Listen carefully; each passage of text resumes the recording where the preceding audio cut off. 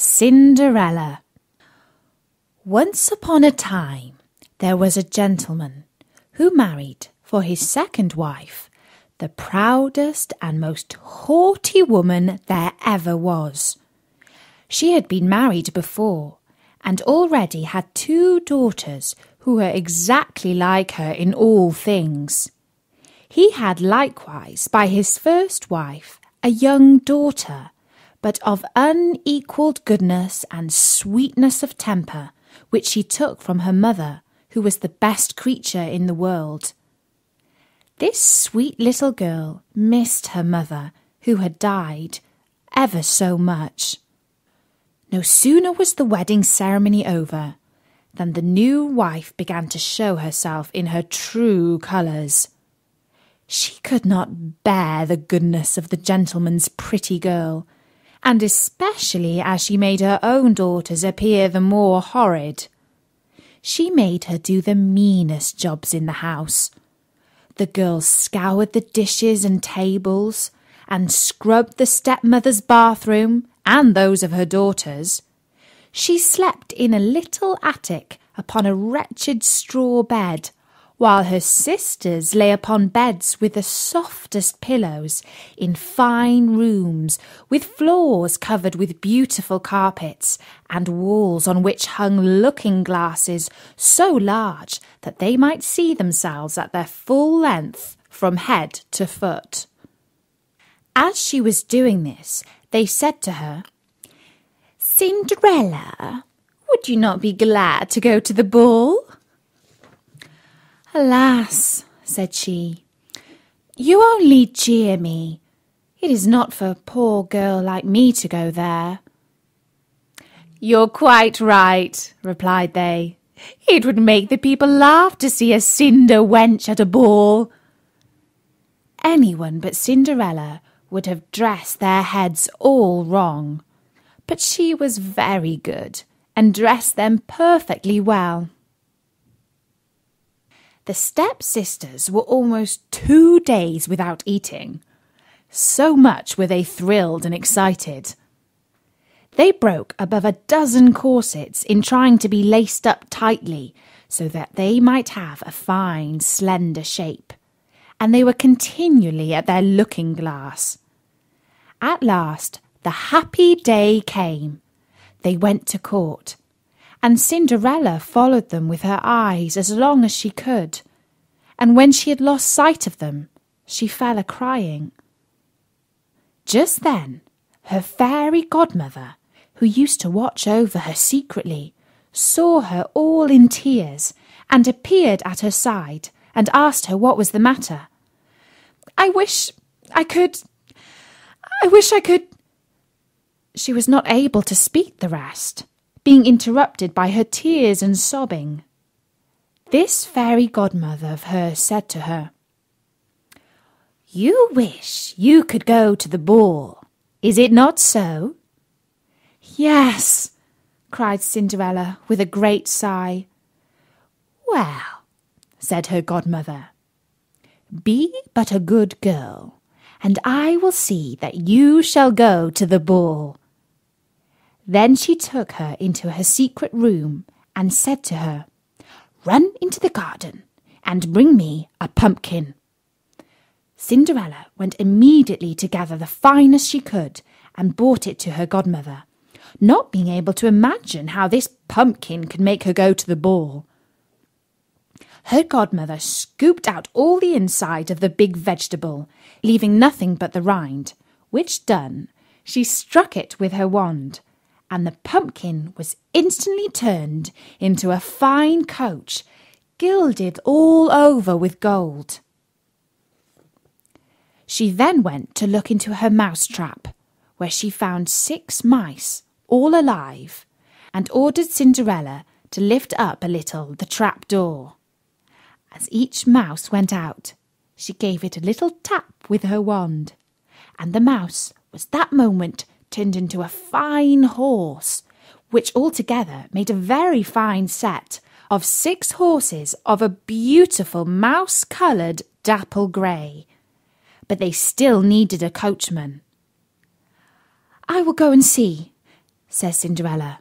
"If there is a rat in the rat trap, we may make a coachman of him." "You're a smart one," replied her godmother. "Go and look." Cinderella brought the trap to her, and in it there were 3 huge rats. The fairy made choice of one of the 3 which had the largest beard, and having touched him with her wand, he was turned into a fat, jolly coachman who had the smartest whiskers eyes ever beheld. After that, she said to her, "Go again into the garden, and you will find 6 lizards behind the watering pot. Bring them to me." She had no sooner done so, but her godmother turned them into 6 footmen, who skipped up immediately behind the coach, with their uniforms all bedaubed with gold and silver, and clung as close behind each other as if they had done nothing else their whole lives.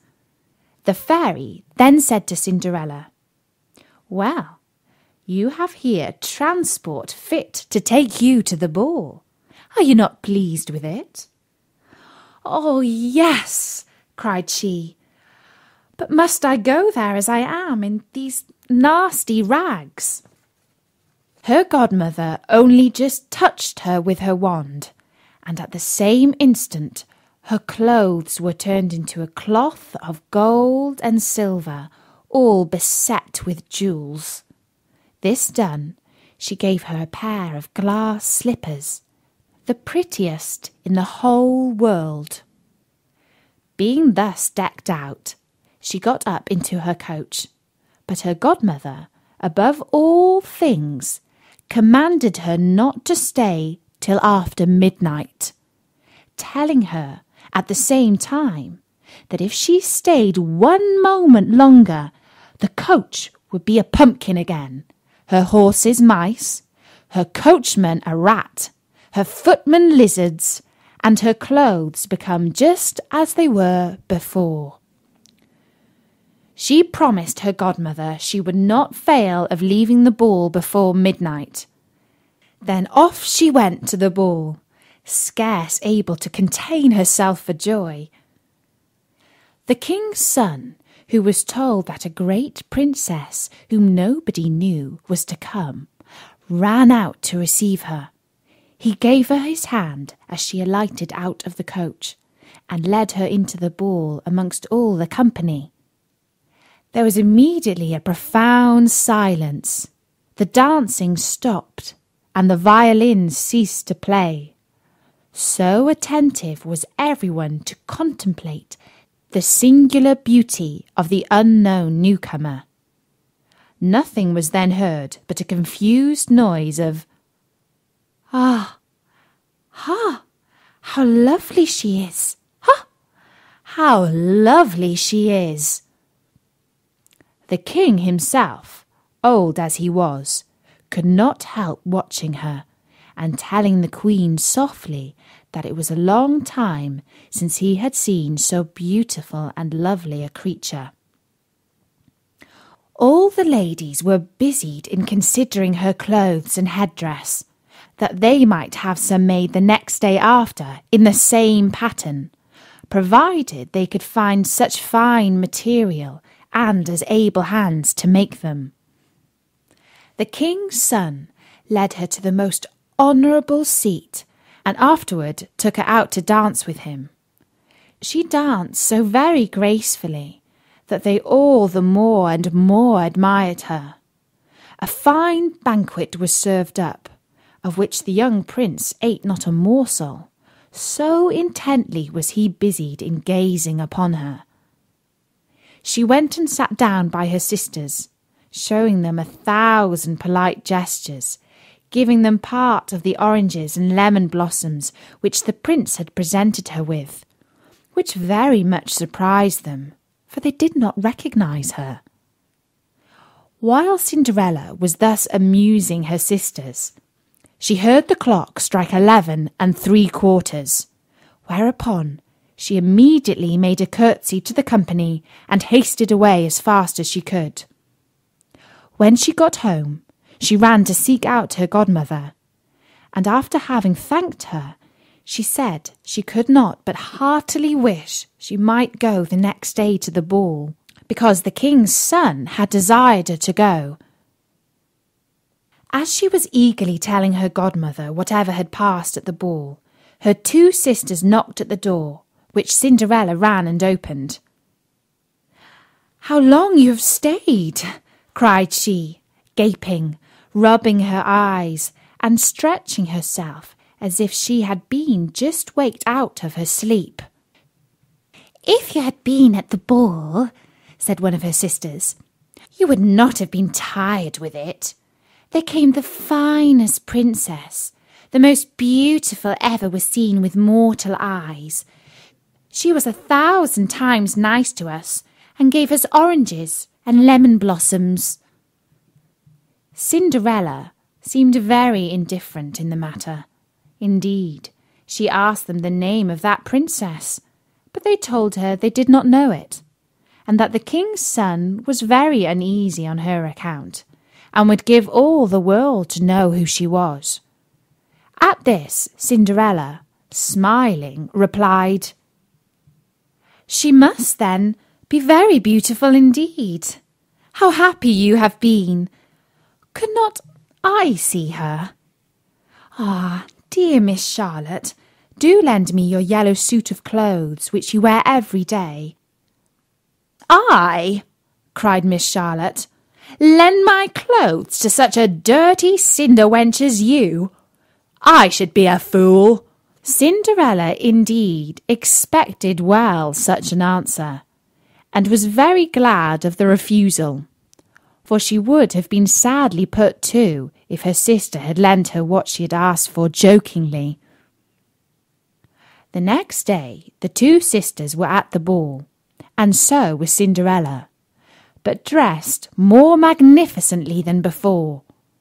The king's son was always by her, and never ceased his compliments and kind speeches to her, to whom all this was so far from being tiresome, that she quite forgot what her godmother had recommended to her, so that she, at last, counted the clock striking 12, when she thought it to be no more than 11. She then rose up and fled, as nimble as a deer. The prince followed, but could not overtake her. She left behind one of her glass slippers, which the prince took up most carefully. She got home, but quite out of breath, and in her nasty old clothes, having nothing left of all her finery but one of the little slippers, fellow to that she had dropped. The guards at the palace gate were asked if they had not seen a princess go out. They replied that they had seen nobody go out but a young girl, very meanly dressed, and who had more the air of a poor country wench than a gentlewoman. When the two sisters returned from the ball, Cinderella asked them if they had been well entertained, and if the fine lady had been there. They told her yes, but that she hurried away immediately when it struck 12, and with so much haste that she dropped one of her little glass slippers, the prettiest in the world, which the king's son had taken up, and that most certainly he was very much in love with the beautiful person who owned the glass slipper. What they said was very true, for a few days after, the king's son commanded it to be proclaimed by sound of trumpet that he would marry the young woman whose foot would perfectly fit the slipper. He sent out his most trusted advisers from the palace, who began to try it upon the princesses, then the duchesses, and all the court, but in vain.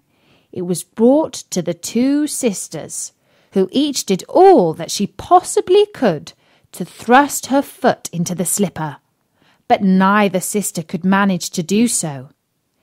Cinderella, who saw all this and knew her slipper, said to them laughing, "Let me see if it will not fit me." Her sisters burst out laughing and began to tease her. The gentleman who was sent to try the slipper looked earnestly at Cinderella, and finding her very handsome said it was only right that she should try, and that he had orders to let every girl try. He asked Cinderella to sit down, and putting the slipper to her foot, he found it went on very easily, and fitted her as if it had been made of wax.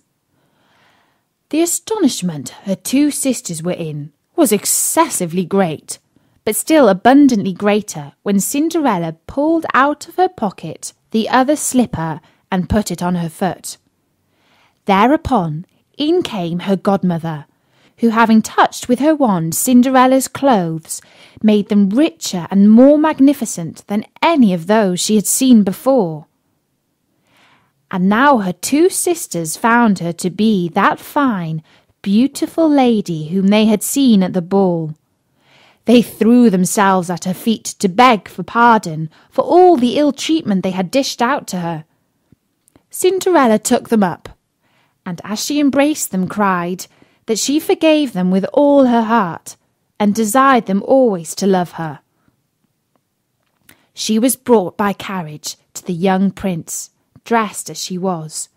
He thought her more charming than ever, and a few days after married her. Cinderella was brought by carriage to the young prince, dressed as she was. He thought her more charming than ever, and a few days after married her. Cinderella, who was no less good than beautiful, gave her two sisters rooms in the palace, and that very same day matched them with two great lords of the court. And that's the story, Nori, of Cinderella.